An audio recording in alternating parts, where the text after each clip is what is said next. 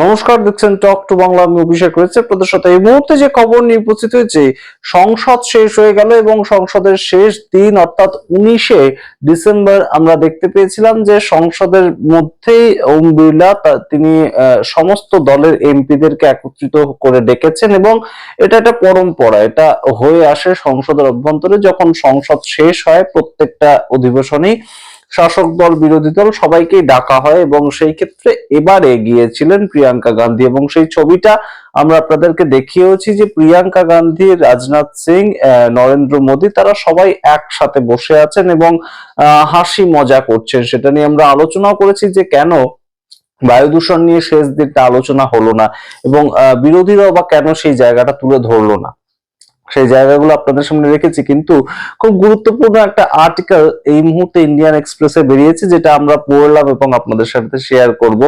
যেটা হচ্ছে যে এই প্রিয়াঙ্কা গান্ধী এই যে একটা চায়ের আড্ডা, সেখানেও কিভাবে নরেন্দ্র মোদী সরকার এবং নরেন্দ্র মোদীকে পার্সোনালি একদম হাসির ছলে, মজার ছলে পার্সোনাল অ্যাটাক করেছেন বলা যেতে পারে, কিংবা সরাসরি কোথাও গিয়ে একটা মক করেছেন বিভিন্ন প্রেক্ষিতে। সেগুলো কি কি আপনাদেরকে জানাই। প্রথমেই খুব গুরুত্বপূর্ণ একটা জায়গা, খুব মজার একটা ঘটনা ঘটে এরকম রাজনীতিতে আজকের দিনে অন্তত এই ধরনের ঘটনা দেখতে পাওয়া বেশ খানিকটা চাপের। তার কারণটা আপনাদের জানাই আছে নিশ্চয়ই, যে রাহুল গান্ধী এবং নরেন্দ্র মোদী যখন এক জায়গায় থাকেন খুব একটা তারা বাক্যালাপে আসেন না, এরকম আমরা দেখতে অভ্যস্ত। কিন্তু প্রিয়াঙ্কা গান্ধী তিনি অন্য মেজাজের একজন সাংসদ, একজন নতুন সাংসদ হতে পারেন, কিন্তু তার রাজনীতি করার স্টাইলটা অন্যরকম। এবং সেই জায়গা থেকে প্রিয়াঙ্কা গান্ধী নরেন্দ্র মোদীর সঙ্গে যখন আলোচনায় এসেছিলেন, সেই দিন ইন্ডিয়ান এক্সপ্রেস একদম কোট আনকোট লেখা আছে যে মানিক্কাম টেগার, আপনারা জানেন কংগ্রেসের চিফ হুইপ এবং তার সঙ্গে একজন গুরুত্বপূর্ণ এমপি, তিনিও সেদিন ছিলেন সেই বৈঠকে। এবং সেই চা চক্রের মধ্যে যখন মানিক্কাম টেগার আসেন, তখন প্রধানমন্ত্রী নরেন্দ্র মোদী তাকে দেখেই ভানাক্কাম বলে ওঠেন। ভানাক্কাম কথাটা তামিলনাড়ুর একটা যে ল্যাঙ্গুয়েজ, তামিল ল্যাঙ্গুয়েজ, সেখানকার কথা। এবং ভানাক্কাম একটা গ্রিটিং, মানুষ মানুষকে ভানাক্কাম বলে গ্রিট করে। সেই সময় প্রিয়াঙ্কা গান্ধী একটা বেশ বড় সড়ো চাল দেন বলা যেতে পারে, কিংবা একটা মজাই করেন। কিন্তু মজাটা কি ধরনের মজা, একটা পলিটিক্যাল মজা, পলিটিক্যাল মানুষদের মধ্যে পলিটিক্যাল মজা। এবং সেই জায়গাটাই খুব গুরুত্বপূর্ণ। সেটা হচ্ছে যে প্রিয়াঙ্কা গান্ধী তখন দেশের প্রধানমন্ত্রীকে বলে ওঠেন যে আমি একটা তামিল কথা জানি, কিন্তু সেটা আমি বললে আপনার এক্ষুনি ভালো লাগবে না, আপনার মুডটা একদম নষ্ট হয়ে যাবে, আমি এমন একটা তামিল কথা জানি।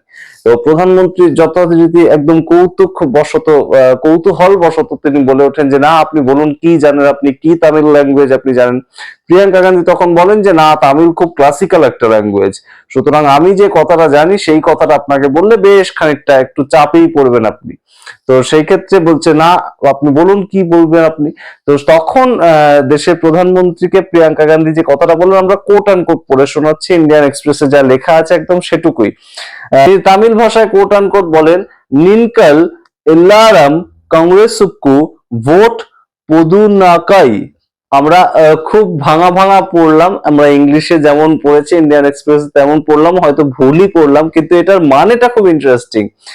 All of you please vote for Congress, অর্থাৎ আপনারা সবাই প্লিজ কংগ্রেসকে ভোট দেবেন। এটা প্রিয়াঙ্কা গান্ধী দেশের প্রধানমন্ত্রী নরেন্দ্র মোদী তাকেও বলছেন। অর্থাৎ বুঝতে পারছেন একটা মজার ছলে এই কথাটা, কিন্তু বেশ খানিকটা একটা চাপের পরিস্থিতি। এবং তখন হই হই করে হেসে ওঠে সবাই এবং পারত পক্ষে সেই জায়গায় আর থাকতে না পেরে দেশের প্রধানমন্ত্রীও হেসে ওঠেন যে তাকে কংগ্রেসকে ভোট দিতে বলছে। কিন্তু কেন এই জায়গাটা গুরুত্বপূর্ণ সেটা আমরা আপনাদেরকে ব্যাখ্যা করি। কয়েক বছর আগে আপনাদের মনে থাকে যে সেই প্রধানমন্ত্রী কংগ্রেস মুক্ত ভারত চেয়েছিলেন। কংগ্রেস মুক্ত ভারত এই যে চাওয়া, সেটার প্রেক্ষিতে বহু সমালোচনার ঝড় বয়ে গিয়েছিল যে বিরোধী শূন্য ভারত চাইছে, সেটা রাজনৈতিক ভাবে পারছে না বলে এই ধরনের মানুষের মাঝখানে তিনি এটা ছড়াচ্ছেন। মানুষের কি এই অধিকারটা থাকে না যে তিনি কংগ্রেস করবেন? তো সেই জায়গাটা কোথাও গিয়ে কিন্তু এখন রাজনৈতিক বিশ্লেষকরা মনে করছে যে প্রিয়াঙ্কা গান্ধী একদম সঠিক জায়গায় আঘাত করেছে, যে দেশের প্রধানমন্ত্রী তাকে বলছে প্লিজ আপনি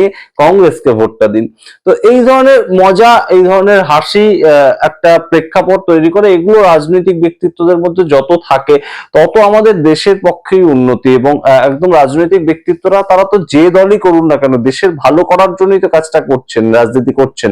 তো তাদের মধ্যে কেন এই ধরনের একদম 36 কা আঁকড়া থাকবে, এই বিষয়টা যেমন উঠে আসে, ঠিক তার পরবর্তী একটা প্রেক্ষাপট আবার আপনাদেরকে জানাই যে প্রধানমন্ত্রী জিজ্ঞেস করেন আপনি তো ওয়ার্নার থেকে সাংসদ হয়ে আসছেন, তো সেইখানে ব্লু টার্মারিক খুব ভালো পাওয়া যায়, নীল রঙের হলুদ, হলুদ যে আমরা রান্নায় ব্যবহার করি সেই হলুদ নীল রঙের একটা পাওয়া যায়। এবং এই ব্লু টার্মারিকের কথা তুলেই একদম প্রিয়াঙ্কা গান্ধী বলেন যে হ্যাঁ আমি আগে এটা জানতাম না, আমার সংসদ ক্ষেত্রে যে এই ধরনের ব্লু টার্মারিক পাওয়া যায় আমি জানতাম না, কিন্তু আমার দাদা অপোজিশন লিডার যিনি আজকে উপস্থিত নেই তিনি আমাকে এটা সাজেশন দেওয়াতে আমি এটা ব্যবহার করেছি এবং এটা সুফলও আমি পাচ্ছি। তো এই ধরনের একদম কৌশল নিয়ে যে রাহুল গান্ধী আমাদের অপোজিশন লিডার, এইটা কোথাও গিয়ে বুঝিয়ে দেওয়া এবং আবারও টেনে আনা তাকে, যিনি সেখানে চা চক্রে নেই তাকে টেনে আনা, এই বিষয়গুলো কিন্তু অবশ্যই একটা রাজনৈতিক চাল। এবং অবশ্যই প্রিয়াঙ্কা গান্ধী যেভাবে এই মুহূর্তে সংসদের অভ্যন্তরে দাঁড়িয়ে এবারে লড়াই করেছেন আমরা দেখতে পেয়েছি, তিনি যখন বক্তব্য রাখছেন, ওম বিড়লা যখন তাকে বক্তব্য রাখা থেকে আটকাচ্ছে বা বিজেপির কোনো সাংসদ আটকাচ্ছে, তিনি কিভাবে ট্যাকল করছেন সেটা একটা দেখবার মতন বিষয় ছিল। কারণটা হচ্ছে বহু সাংসদের এক একজনের এক এক ধরনের স্টাইল থাকে। রাহুল গান্ধী যখন ট্যাকল করেন ওম বিড়লাকে বা বিরোধীদেরকে একদম অ্যাগ্রেসিভ ওয়ে তিনি ট্যাকল করেন, যে আপনি না এটা করুন, আপনি ওটা করুন, আপনি ভুল বলেছেন ইত্যাদি। কিন্তু এই প্রিয়াঙ্কা গান্ধীকে যখন ট্যাকল করার বিষয়টা আসে, প্রিয়াঙ্কা গান্ধী কিন্তু হেসে হেসে অন্য কোনো কথা বলে, আপনি আমাকে এটা বলতে বলছেন, আচ্ছা আমি তাহলে এটাই বলছি, সেই সম্বন্ধে এবার বিজেপিকে একদম ঘিরে ধরা, সেই ধরনের পদ্ধতি। যেমন আপনাদেরকে মনে করাই যে কয়েকদিন আগে যখন প্রিয়াঙ্কা গান্ধী বাপু সম্বন্ধে বলছিলেন, মহাত্মা গান্ধী সম্বন্ধে বলছেন, বিজেপির এক এমপি উল্টো দিক থেকে উঠে দাঁড়িয়ে বলেন যে মহাত্মা গান্ধী কি আপনার পরিবারের কেউ হয় নাকি? তখন প্রিয়াঙ্কা গান্ধী একদম হাসতে হাসতেই প্রায় বলে ওঠেন যে আমার পরিবারের কেউ হয় না মহাত্মা গান্ধী, তবে এই দেশের 140 কোটি মানুষের প্রত্যেকের পরিবারের কেউ না কেউ মহাত্মা গান্ধী হয়, তাই আপনারা ভোলাতে পারবেন না আপনারা যতই চেষ্টা করুন। সুতরাং সম্পূর্ণ এই যে কথাটা, এটার মাধ্যমে সম্পূর্ণ শুধু বিজেপি নয়, বিজেপির যে আরএসএস শাখা তাদেরকে একদম কাউন্টার করে দেওয়া, এই এক ধরনের একটা কথার মাধ্যমেই হয়ে গেল। আরেকটা উদাহরণ আপনাদের মনে করাই যে সংসদের অভ্যন্তরে যখন আমরা চর্চা করি তখন বহু কিছু অ্যাটিটিউড তার মাধ্যমেও কিন্তু বহু কিছু বোঝা যায়। ঠিক যেমন ভাবে প্রিয়াঙ্কা গান্ধী সংসদের অভ্যন্তরে তিনি বলেই ওঠেন কথা বলতে বলতে যে আমি আমার সংসদ ক্ষেত্র সেটা একটা রাস্তার ব্যাপারে আপনার সঙ্গে দেখা করতে চাইছি, স্যার আপনি প্লিজ আমাকে একটা সময় দিন, একটা অ্যাপয়েন্টমেন্ট দিন। তখন নিতিন গাডকারি কি করবেন, সংসদ টিভিতে লাইভ চলছে, তো সেই ক্ষেত্রে নিতিন গাডকারিকে উঠে দাঁড়াতে হয় এবং তিনি বলেন যে আপনি আজকে হাউসের পরেই আপনি আমার অফিসে চলে আসুন, আমার অফিস সব সময় খোলা থাকে, কোনো অ্যাপয়েন্টমেন্ট নেওয়ার দরকারও নেই। কিন্তু প্রিয়াঙ্কা গান্ধী কি বলেছিলেন, প্রিয়াঙ্কা গান্ধী বলেছিলেন আমি একটা অ্যাপয়েন্টমেন্ট নেওয়ার চেষ্টা করছি গত জুন মাস থেকে। May I also request you to grant me an appointment? I've been asking since June to talk about my constituency, sir. Madam आज क्वेश्चन आवर के बाद आप आ जाइए, कभी भी आइए, मेरा दरवाजा हर समय खुला रहता है, अपॉइंटमेंट लेने की भी जरूरत नहीं होती। বিষয়টা কিন্তু বিরোধিতা করার বিষয় নয়, বিরোধিতা করার থেকেও আগে কিভাবে সংসদ ক্ষেত্রের জন্য কাজটা বের করা যাবে সেইটা হচ্ছে বিষয়। এবং প্রিয়াঙ্কা গান্ধী সেদিনই যান, নিতিন গাডকারি যেহেতু বলেছেন সবার সামনে হাউসে, তো সেদিনই যান এবং সেদিন নিতিন গাডকারিকে সইটা করতে হয় তার জমে থাকা ফাইলে। এর আগেও আমরা দেখেছি যে প্রিয়াঙ্কা গান্ধী সরাসরি চলে গিয়েছেন জেপি নাড্ডা ভারতবর্ষের স্বাস্থ্যমন্ত্রী তার কাছে তার ওয়ার্নারের কোন একটা কাজে। সুতরাং এই ধরনের রাজনীতি অবশ্যই একটা হেলদি রাজনীতি এবং রাহুল গান্ধী অবশ্যই একজন লিডার হিসাবে তিনি লড়াই করছেন, বহু বছর ধরে লড়াই করছেন, কিন্তু তার লড়াইয়ে একটা স্টাইল আছে আর প্রিয়াঙ্কা গান্ধীর লড়াইয়ে আরেকটা স্টাইল আছে। রাহুল গান্ধী অ্যাগ্রেসিভ একটা স্টাইলে লড়াই করেন এবং অবশ্যই রাহুল গান্ধীর যে ধরে থাকার ধৈর্য ধরে থাকার একটা ক্ষেত্র আছে এত বছর ধরে আমরা দেখছি, সেটা তো অবশ্যই। এবং তার সঙ্গে রাহুল গান্ধী 2022 সালে যেভাবে ভারত জোড়ো যাত্রা করেছেন, তার মাধ্যমে মানুষের কাছাকাছি গিয়ে যেভাবে তিনি যাত্রাটা করেছেন, অবশ্যই সেটার একটা গুরুত্ব পেয়েছে কংগ্রেস 2024 ভোটে।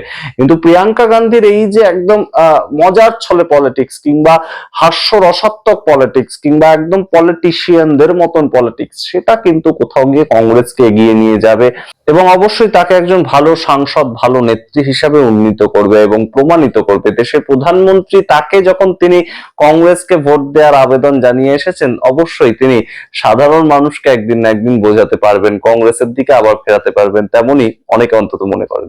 আপনারা কি মনে করেন সামগ্রিক রিপোর্টের ভিত্তিতে অবশ্যই কমেন্ট বক্সে কমেন্ট করুন। এটা রিপোর্ট যতটা না দিলাম, আপনাদের সামগ্রিক ঘটনাটা কি কি হয়েছিল চা চক্রে সেদিন জানালাম, এবং আপনারা কি মতামত দেন দেখার অপেক্ষায় রইলাম।